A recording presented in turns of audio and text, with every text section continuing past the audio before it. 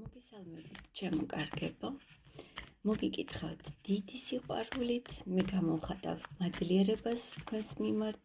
მადლობა უკუკავშირისთვის, მადლობა იმისთვის, რომ ჩემთან ხართ თითოეული მოწონებისთვის და მე დღეს თქვენთვის გავაკეთებ საჯარო გაშლას, სადაც განვიხილავთ სიტუაციას და გავაკეთებთ ანალიზს, რატომ იქცევა ეს პიროვნება ასე, როგორც იქცევა.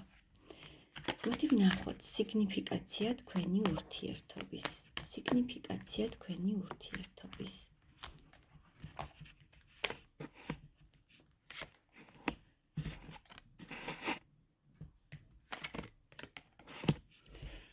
მეგობრებო, აქ მიყურებთ ადამიანები, რომლებიც შეიძლება იმყოფებით ქორწინებაში და გაქვთ არჩევანი. არიცით როგორ მოიქცეთ. შეიძლება თქვენ ცხოვრებაში არის პიროვნება, მეორეც, რომლის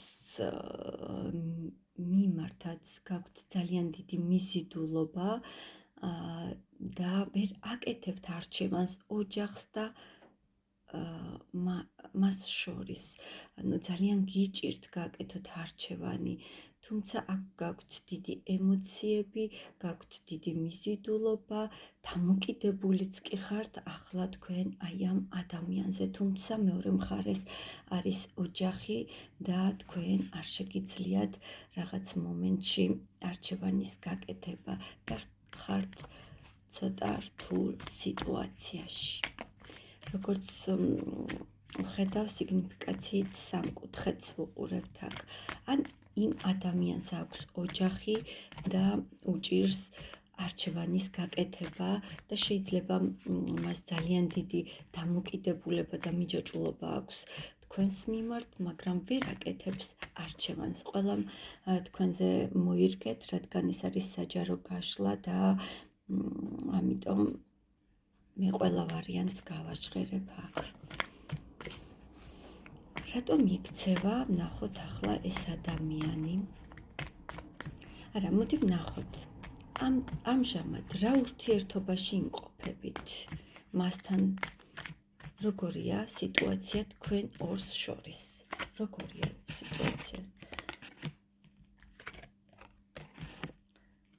მიუხედავად იმის, რომ ძალიან იზიდავთ თქვენ ერთმანეთს, გაქვთ ძალიან დიდი ვნება ერთმანეთის მიმართ, ძალიან დიდი მიჯაჭვულობა და ფიზიკური სიახლოვის სურვილიც, ერთ-ერთი თქვენგანი რაღაც ბარიერს უწესებთ თითქოს მეორე ადამიანს. აქ ადამიანი გვეწვია საკმაოდ ქარიზმატული, საკმაოდ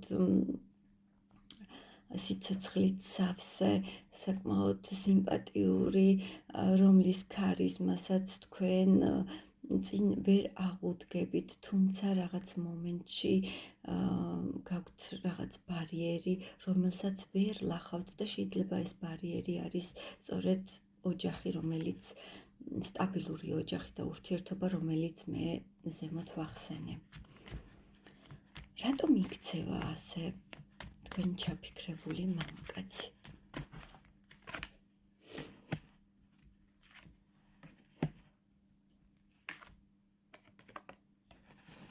მეგობრებო, თუ თქვენ შორის გაჩერდა სიტუაცია, ეს ადამიანი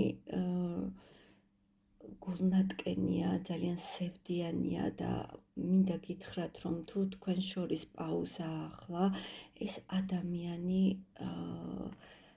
ძალიან დეპრესიულ მდგომარეობაშია იმის გამო, რომ მას არ შეუძლია თქვენთან ახლოს მოვიდეს, სიახლოვე გქონდეს, ეს ადამიანი აი ამ მდგომარეობას ძალიან განიცდის.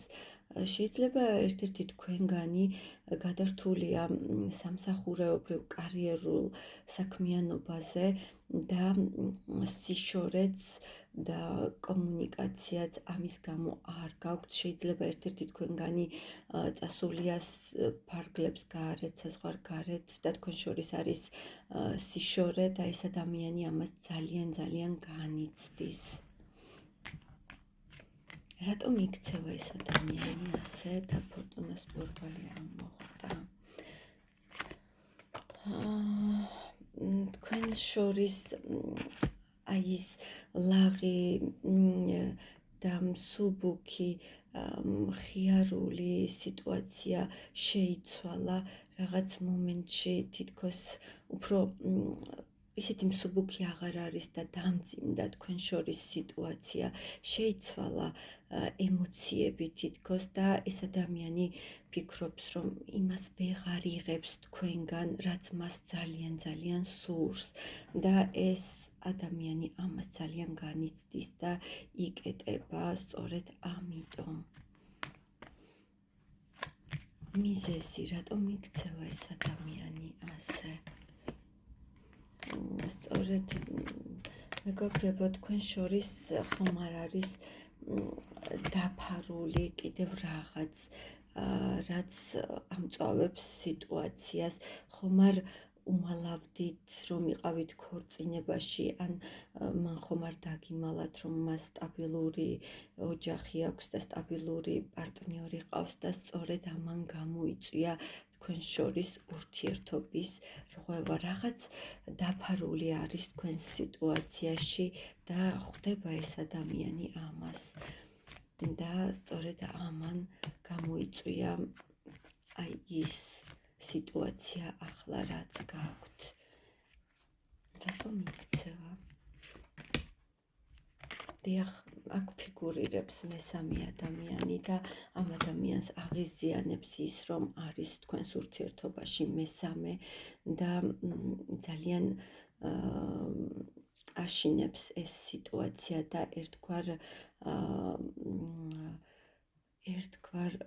ზღურბლს ქმნის და იკეტება ეს ადამიანი სწორედ ამიტომ, რომ არსებობს თქვენს ორს შორის კიდევ რაღაც, რაც მას ძალიან აღიზიანებს, რაც მას ძალიან ცუდ განწყობაზე აყენებს და მას აიძულებს, რომ